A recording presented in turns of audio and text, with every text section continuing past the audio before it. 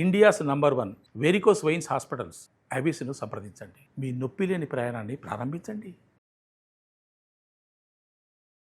వాగర్థావివ సంపృక్తౌ వాగర్థ ప్రతిపత్తయే జగతః పితరౌ వందే పార్వతీ పరమేశ్వరౌ.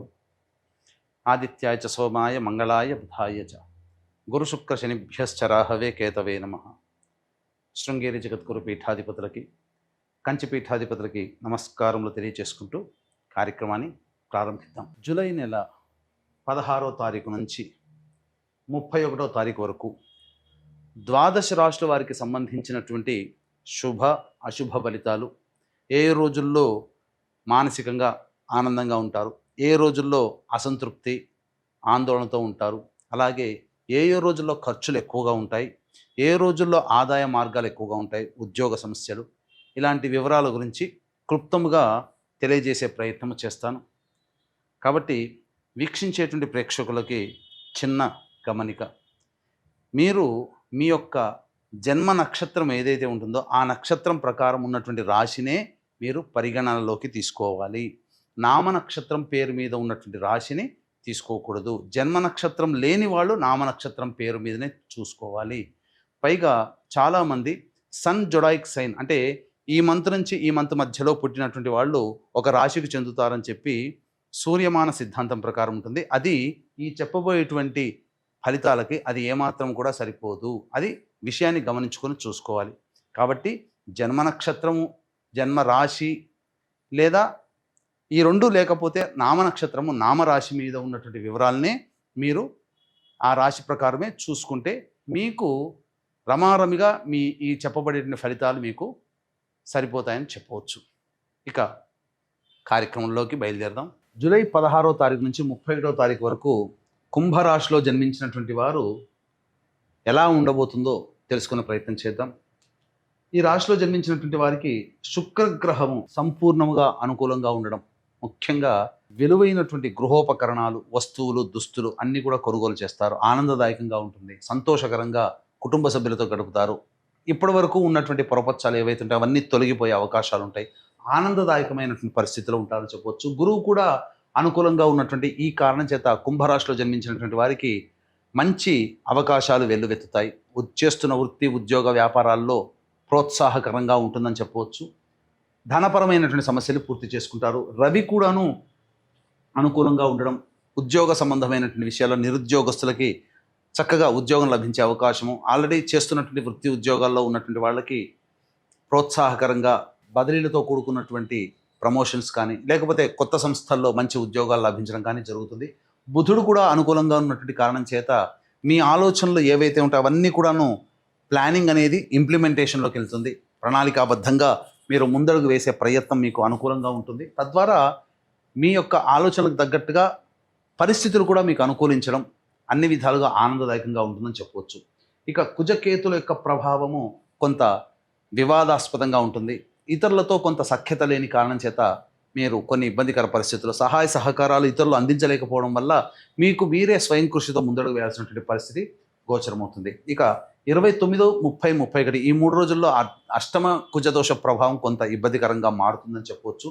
ఇక రాశిలోనే రాహువు మరియు ఈ యొక్క ద్వితీయ స్థానంలో శని, ఏళ్ళనాటి శని ప్రభావం వక్రీకరించి ఉండడం, రాశిలోనే మళ్ళీ సంచారం చేస్తుండడం, ఈ కారణం చేత కుంభరాశి వారికి శని ప్రభావం కొంతవరకు అనుకూలంగా ఉండదు. కాబట్టి జాగ్రత్తలు పాటించండి. తర్వాత ఒక కుజగ్రహము, కేతుగ్రహము, శనిగ్రహం తప్ప మిగతా అన్ని గ్రహాలు అనుకూలంగా ఉన్నటువంటి కారణం చేత సమస్యలు ఉన్నప్పటికీ కూడాను దైవానుగ్రహం చేత ఆ సమస్యల్ని స్వయం కృషితో పరిష్కరించుకుంటారని చెప్పవచ్చు. ఇక ఈ రాశిలో జన్మించినటువంటి మహిళలకి ప్రధానంగా గౌరవ మర్యాదలకు ఏమాత్రము లోటు ఉండదు. ఇప్పటి వరకు మిమ్మల్ని దూరం పెట్టినటువంటి వ్యక్తులే మిమ్మల్ని సాధారణంగా గౌరవంగా చూసుకుంటారు.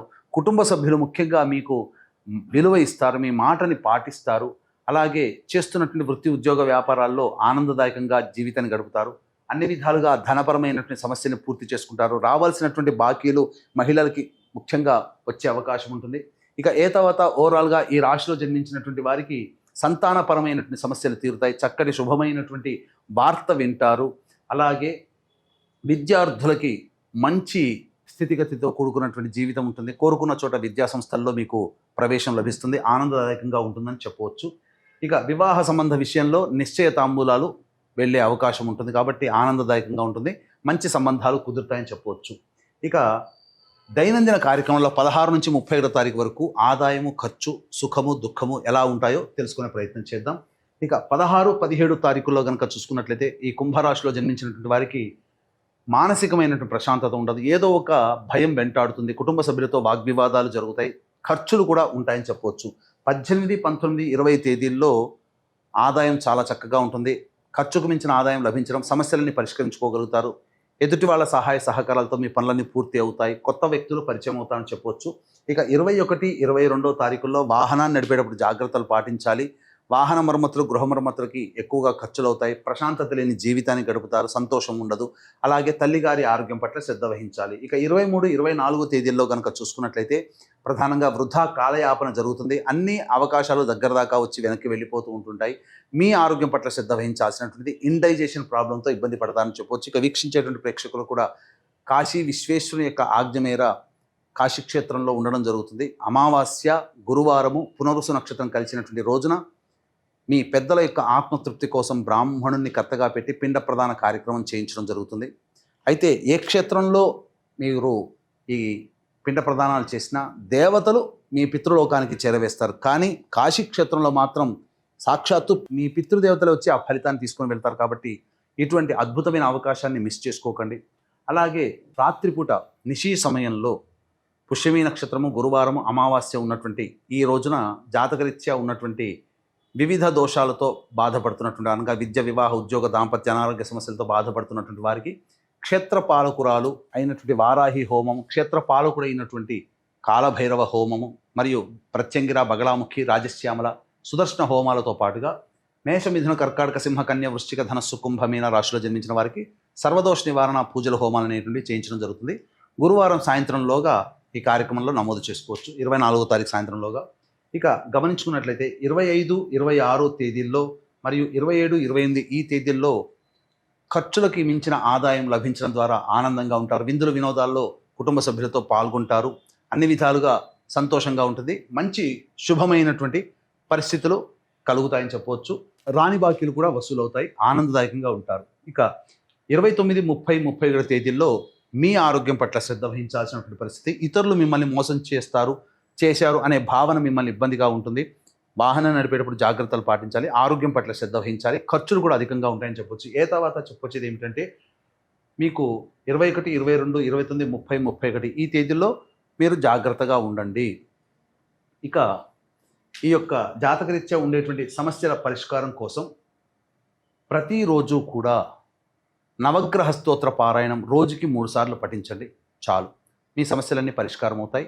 ఇప్పుడు చెప్పినటువంటి సమస్యల కంటే ఇంకా విభిన్నంగా సమస్యలు మీరు ఎదుర్కొంటున్నట్లయితే దగ్గరలోని మంచి ఉపాసనాపరులైనటువంటి జ్యోతిష్యులను సంప్రదించి వారి సలహాలు, సూచనలు పాటించండి. అలాగే కాశీక్షేత్రంలో 24వ తారీఖు అమావాస్య రోజున జరుగుతున్నటువంటి పిండ ప్రదాన కార్యక్రమం మీ జాతకరీత్యా కలుగు సర్వదోష నివారణ పూజల హోమాల్లో అవకాశం ఉంటే పాల్గొనే ప్రయత్నం చేయండి. సర్వం శ్రీ ఉమామహేశ్వర పరబ్రహ్మార్పణమస్తు.